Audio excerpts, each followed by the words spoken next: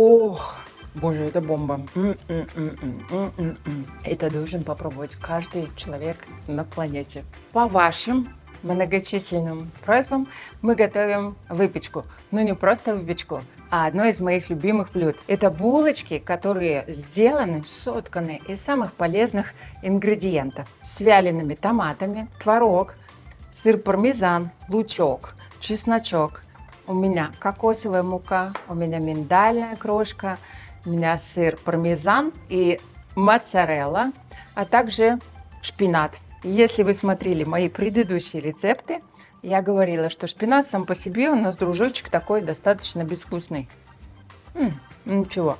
Поэтому мы всегда к нему добавляем чесночок. У меня здесь один чесночок натертый. Если совсем сильно лень и некогда, можно все перемешать в блендере. Но сегодня у меня есть время, благодаря вам, я сделаю это все правильно. Если у вас шпинат замороженный, ничего страшного, иногда я тоже его беру.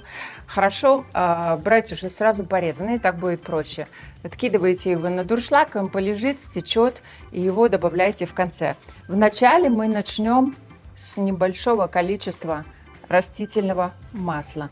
По поводу масла, вы меня спрашивали, какая разница между растительным и сливочным. Если вы собираетесь это блюдо использовать и в холодном, и в горячем виде, я предлагаю использовать растительное масло, потому что в этом случае у вас сливочное не застынет. Если вы только в горячем виде используете блюдо, смело берите сливочное или топленое. Я обожаю сливочное и топленое масло, оно добавляет такой приятный сливочный вкус. Лучок мы обжариваем в первую очередь, потому что лучок у нас занимает больше времени. Немного добавлю соли и перца. Соль у нас высвобождает сахара из лука и позволяет скорее ему подрумяниться или карамелизоваться.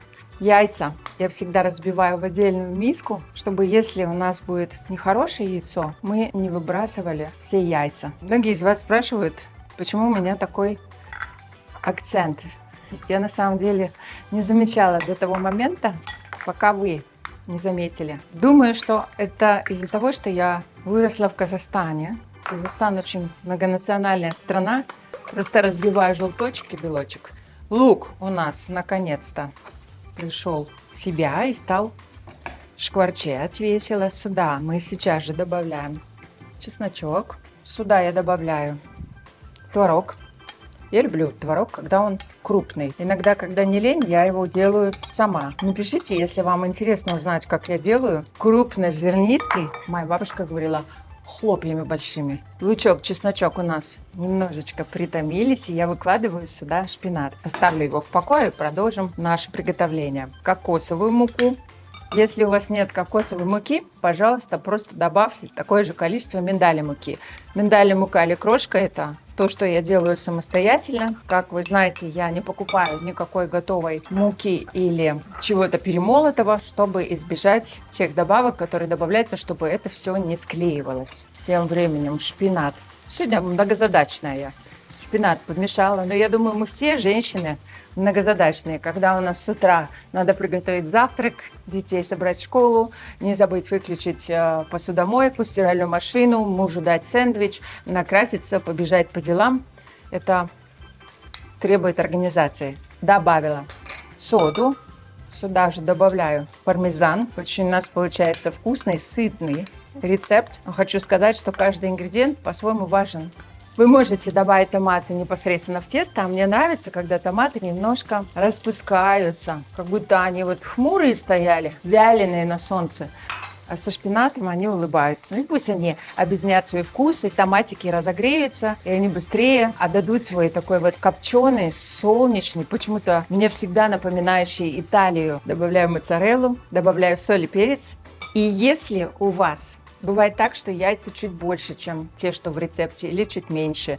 Или у вас творог достаточно водянистый, или по какой-то причине масса, как у меня сегодня, она более водянистая, чем обычно. 3 помощника, которые помогут исправить текстуру в любой ситуации, которым я пользуюсь. Это молотый пажитник, который обладает потрясающе ореховым вкусом. Я его сегодня добавлю. Я прям их все 3 добавлю, потому что я их люблю. Пажитник пошел.